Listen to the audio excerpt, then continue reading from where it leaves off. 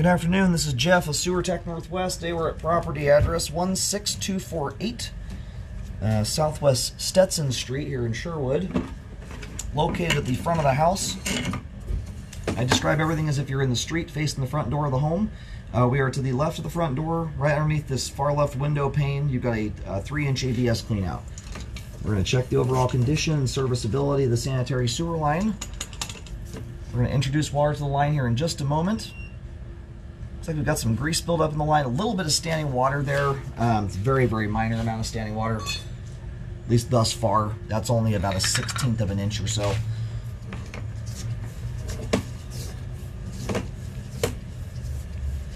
And the tan brownish stuff there in the flow line, that's grease buildup.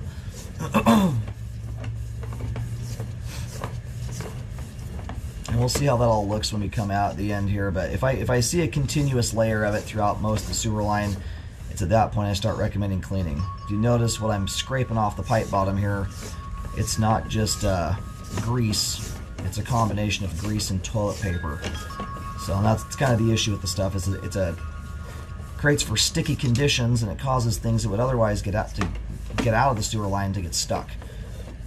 And then in situations where you've already got a blockage that may form or is going to form, it creates for more stubborn blockage situations that are less likely to resolve themselves on their own, like balled up toilet paper blockages that kids create. A lot of those will break loose on their own without you even realizing they happened. The combination of the head pressure of water filling up behind them, in conjunction with the fact that toilet paper disintegrates, is often enough to deal with that. When your pipe walls are all greased up and sticky, that same blockage that might break loose quite easily can now withstand more head pressure building up behind it. So it just makes it more likely your run-of-the-mill stuff will turn into a sewer event. Anyhow, right here we are transitioning over to 4-inch PVC pipe. Put a bunch of water down line there.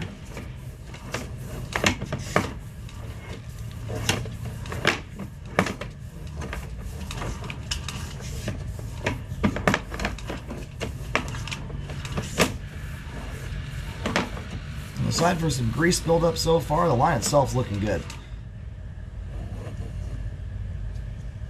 Alright, there's the main there at 64 feet. We're going to go locate real quick while the pipe drains off. Then we'll come back, have another look at everything.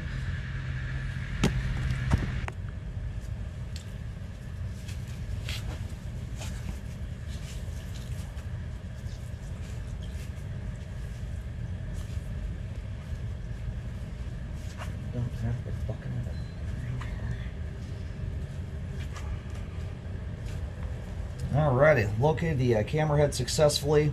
Line terminates out on Stetson Street. And based on the locates I just got there, line is making its way out to the road through the front yard area, which is a good thing if a repair is ever needed at some point. It's nice not having to go tear the driveway up.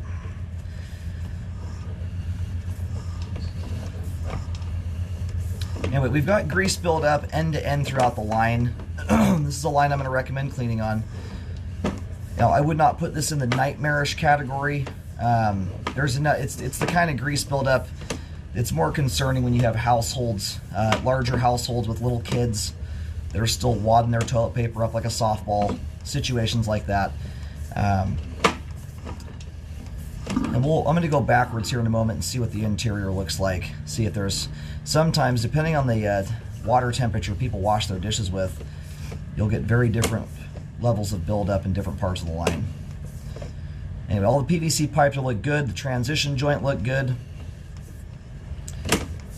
For instance, houses that always use really hot water to wash their dishes, your interior pipe under the house will often stay super clean, and almost all the grease buildup will happen on the outside of the house, where the pipe is buried and it's cold all the time. It starts to harden up. Whereas houses that wash their dishes with cold water, the grease hardens up immediately, and so you'll get most of it on the inside of the house.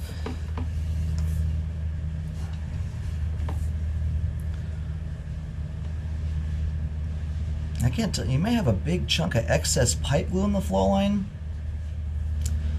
there's some big lump of junk. I can't tell what it is right now with all the grease there. If I were to wager a guess, it's probably excess pipe glue, as it starts right at the joint and goes downhill from it. But until the line is cleaned, I really don't get a view of that. But underneath the grease, what it looks like I'm looking at is more jet black color. So mostly, and that's not an uncommon thing to see in sewer lines, is excess pipe glue. Anyway, that's something you're not going to be able to uncover it until you've cleaned the line out to see what's actually underneath that, but that's what that's looking like by and large, is that. The only other possibility from the coloration I'm seeing it showing through the grease is that the bottom of the pipe here were to be damaged and pushed upward. So because of that, the size of that, it's kind of a large chunk of glue. The way that it's developed there is a little more unusual for how excess pipe glue hardens up in a line.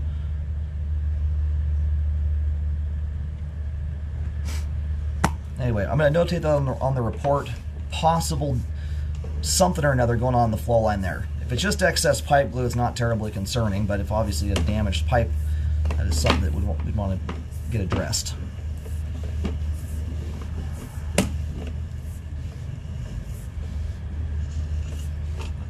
And then the standing water at the start of the line, this is almost non-existent, and some of that is likely due to the thick ridges of grease there kind of causing water to stand.